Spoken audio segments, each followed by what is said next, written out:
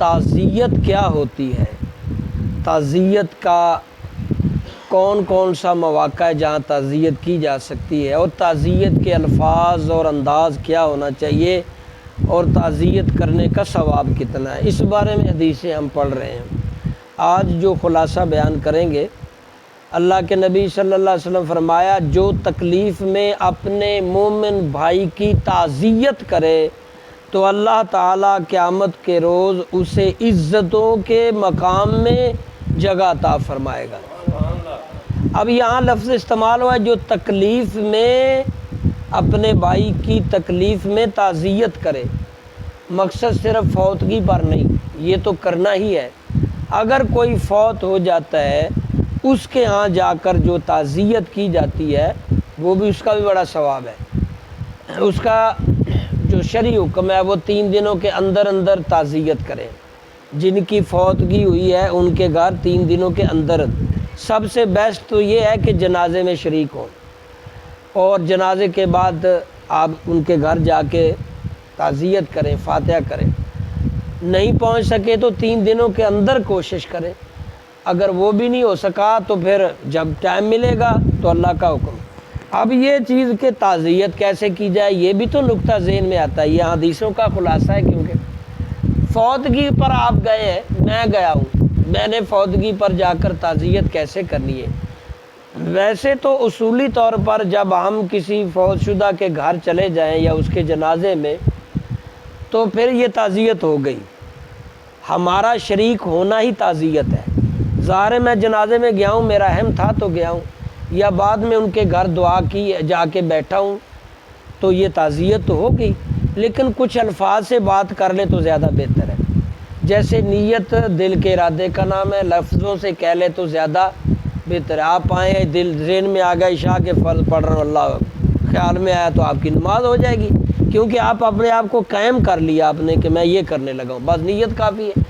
لیکن الفاظوں سے جب کہتے ہیں تو بندہ زیادہ اچھے طریقے سے اسٹینڈ ہوتا ہے اور زیادہ اچھا لگتا ہے۔ تو تعزیت کے الفاظ کیا ہیں؟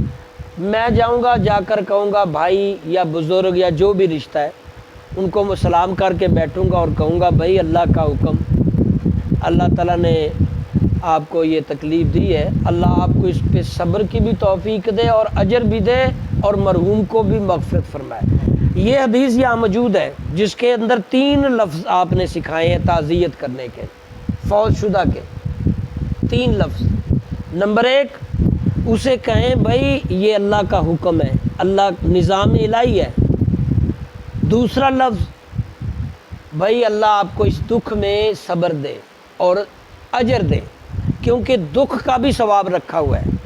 مومن کو کوئی بھی تکلیف پہنچتی ہے اس کا بھی ثواب ہے، کانٹا چبھتا ہے اس کا بھی ثواب ہے، کوئی تکلیف آئی ہے اس کا بھی ثواب ہے، فوتگی ہوئی ہے اس کا بھی ثواب ہے، جو فوت ہونے والے رشتہ دار غم سہتے ہیں اس کا بھی ثواب رکھا ہے۔ ہمارا تو دین سخی ہے، ہمارا اللہ رسول بڑا سخی ہے۔ یا فوت ہو گیا ہمارا کوئی تو جو ہم اس کے دکھ میں ہیں، یعنی ہمیں والد تھا، بھائی تھا، عزیز تھا، تو اس دکھ کو بھی جو ہم جھیلتے ہیں اس کا بھی ثواب ہے۔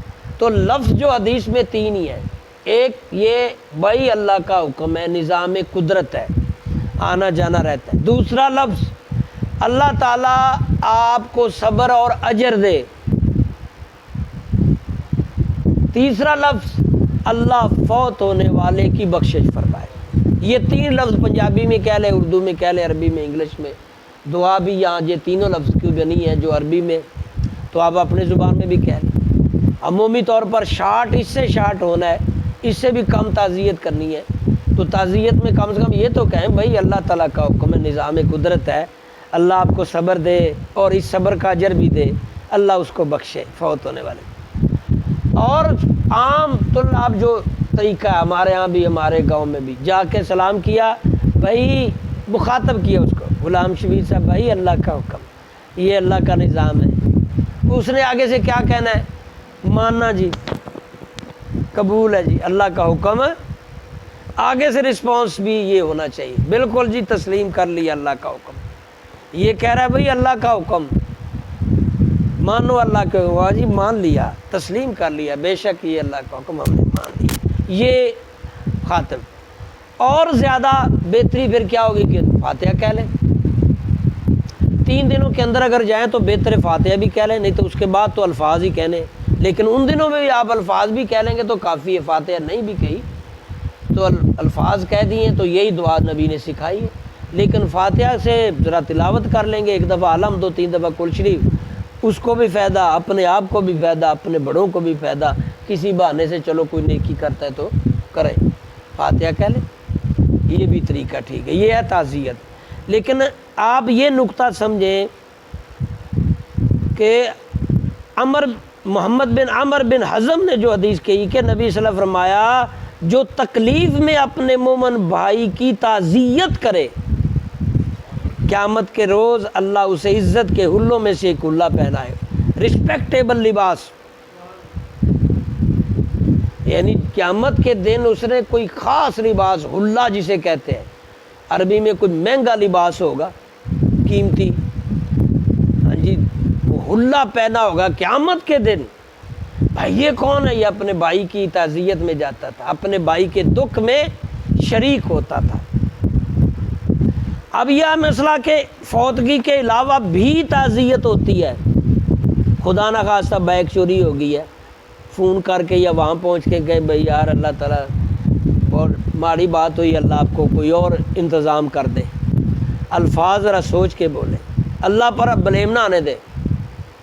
یہ اکثر فوج میں بڑا دکھ ہوا یار تہاڈا فلانا بندہ مر گیا، یہ جاہل گفتگو ہے۔ بھائی اللہ کا حکم، وہ اللہ کی رضا، چلا گیا، اللہ اس کو بخشے، آپ کو صبر دے، یہ چال پڑے۔ چیز گم ہو گئی ہے، چیز ٹوٹ گئی ہے، بہت زیادہ کسی کا ہارٹ اٹیک ہو گیا ہے، ہیمبریج ہو گیا ہے، آپ تعزیت کریں، جا گئے بھائی اللہ تعالیٰ آپ کو صبر دے، ان کو ٹھیک کرے، اللہ تندرستی دے۔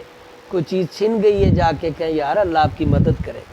یہ ہمارے ذمہ داریاں ہیں، معاشرے کا حصہ ہیں ہم، پڑوسی ہو، گلی والا ہو، محلے والا ہو، رشتہ دار ہو، اس کا کوئی بھی دکھ اس کو آیا ہے جا کے شیئر کریں، تو بھائی کوئی نہیں، اللہ حوصلہ بڑھائیں، اور اس حوصلے بڑھانے کا بینیفٹ کیا ہے؟